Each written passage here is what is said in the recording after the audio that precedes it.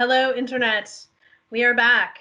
This is Mia Nielsen, Director of Art Toronto, and I am here today with Independent Curator and Creative Director, Ashley McKenzie-Barnes. Hi. Hello. Hello, Mia. Hello. Tell us about yourself, Ashley. So, as you mentioned, I'm an independent curator, which means that I span across anything from, doing some exhibition designs to curating for festivals or institutions. Most recently, one of my bigger festivals was for Harbourfront, which was celebrating 25 years of Kumba Festival, which is Canada's longest running Black History festival, and it was a range of anything from dance to installation to multimedia and education. So it was like a pretty robust festival that happened for a month. But then I also do, I've done smaller grassroots organizations like Manifesto, and then I've done large public art fairs like Nuit Blanche. So definitely a range of work. Where also as a creative director, it's similar too, where I've worked everywhere from, Free the Children to most recently Scotiabank and currently with Indigo. So I have like a nice split. I consider myself more of like a creative professional altogether. Awesome. Yeah. So tell us, from this mad world of isolation and our COVID reality, tell us how you're looking to the future. What is the art world you want to create?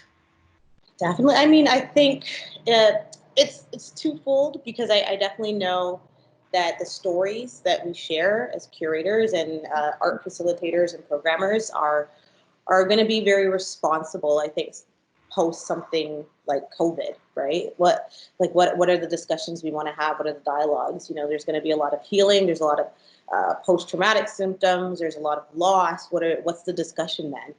And how are we unifying our voice? And what stories do we want to share from across the globe? And what do we really think is, what voices do we really think are important? So I think that that's one thing where I'm seeing that a lot of artists are, how they're utilizing their social platforms and what they can do and how they contribute, I think is beautiful. And I've been paying attention to that. And those are the type of artists that I definitely would want to work with in the future. And then it's how, right? The big how. Mm-hmm. I've been working a lot in the virtual space and understanding how to pivot business that's very physical into that space. And I think that there's so much potential as we embrace new technologies, as we embrace like video conferencing and AR technology, and how we're using, like you said, our screens. And I think that there's potential there. And also like finding these ways to still partner with galleries or small businesses or just studios that, like in a very responsible way through social distancing, but allowing to give up these spaces for artists to use and to install and to create new works and showcase new works, and then how we can take it from one physical space and get it to the virtual space globally. And I think that there's something really interesting there, and I think there's a really important task that once we do figure out how to pivot and shift in that way, how to pivot. Shift. That's a good new word. Pivot. You got it. These are things that these are tools, and these are ways that we'll continue to curate and create new experiences with. And I would love to work with artists where it's completely remote, but we can reach a larger audience because of how we've been able to embrace technology and unique spaces, but still while being able to keep that physical piece open. So when we, our doors open up and we're not so confined, that piece is available, but for who? And like, how do we offer that experience, the physical space versus the virtual space? Mm-hmm. Do you see them combined or like on a kind of parallel? I see them combined. Feature? Yeah, like I see them I see them combined because, you know, we can't remove the fact that there's also consumerism within the art world, and there's also, you know, buyers and collectors and people who want to see and feel and touch and experience. What I am afraid of is that, is depending if we do this shift, you know, how elitist it might become, those physical experiences, and who that might be offered to, rather than, you know, the ones who can just tune in and see it online. And I've always kind of toyed with that, even when I look at DJs and people who are doing live things now and they're doing it for free.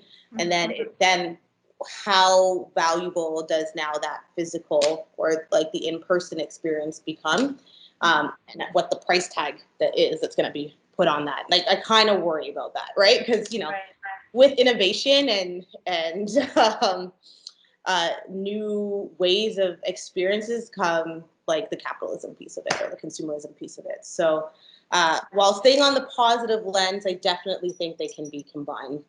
And I think it would be great to, again, like transform a space that's in complete isolation, and be like the artist that's in the desert right now with the project. You know, I always forget his name, but like just something. And I mean, that's a perfect example. We'll have to look up his name afterwards, and everyone's gonna be like, "How do you forget this project?" But you know, the artist that's been in the desert for like the last like 10, 15, 20 years working on that project that Kanye West gave him millions of dollars towards, and now only the people who can go see it are the ones who can pay the big bucks to go see it. Right. Yeah. So what I would want to do is something very similar to that, where there is something very unique and very special that can be offered, and it doesn't necessarily have to be a price tag. It could also be for, you know, underrepresented communities. It could be for students. It could be for youth. It could be for people who don't usually have access to art, or it could just be a very private thing as well. I think there's different ways we can spin it. But I would love to be able to see the other side of that and what that experience would be for the ones who maybe can't go to the middle of the desert. So how do we bring that in very high level, technology-based, robust platforms, and how can that experience be enjoyed? And we're not in the age that we can't do it. Like, we just started getting into augmented reality. When we look at things like the Funhouse at here in Toronto when it opened up, and I know like it's still the age of people going in and seeing kind of these Instagrammable houses, but it was a little bit more than that for me too, because I think that the way that they had adapted the AR technology was really awesome. And I think that we now have a chance to pick up a physical catalog, or like anything that's printed, or like scan a QR code, and boom, the experience is given to you on your screen. And I think the way that we curate that is going to be the challenge. But in that challenge is magic, right? Yeah, for sure. Are there artists working online right now that you think are really pushing the boundaries and connecting with audiences in unique ways? No, that's a good question. I haven't, and I'm sure that there are. I haven't seen anything, and I said this earlier, like, we're only a month and a half in. Right. So unless you were already doing that work, yeah, I don't know how quickly you could have adapted to it right now. Right. I would be interested to see like Felipe Pantone, who is already working with like such techie savvy work. I don't know if he's shifted, but that's probably a profile I'll check out afterwards. But I feel like his work is something that could easily adapt into that space.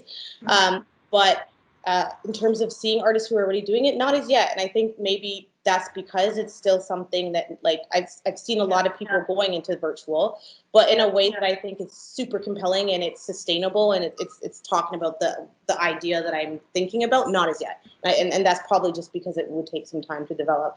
But I have seen a lot of artists developing work for the current crisis that's at hand, which is a pandemic, which is COVID. And I've been paying attention to a lot of artists doing it that way, which I still think is very current and very important. So I feel like most of my attention has been looking at the artists who are kind of using their work for a greater cause. Yeah. Awesome. Yeah. Thanks so much, Ash. Thanks, Mia. It's so nice to see your face. Yeah, great to get your feedback on this crazy time, and we look forward to seeing the projects that you're looking at in the future. Feel free to tag Art Toronto if you see anything great on Instagram, and we'll repost that and continue this conversation virtually. I will. I Awesome. will. I'm looking forward to seeing what Art Toronto does, you know? Yeah. It's Yeah. going to be it's going to be an interesting year, and a year that I think will inspire some really interesting evolution in terms of broadening the reach of the fair, but also maintaining that personal connection that makes art fairs so interesting. So I will keep you posted on how that's all developing. Yeah. Thank you. Awesome. Okay, thanks. We'll talk again soon. You know it.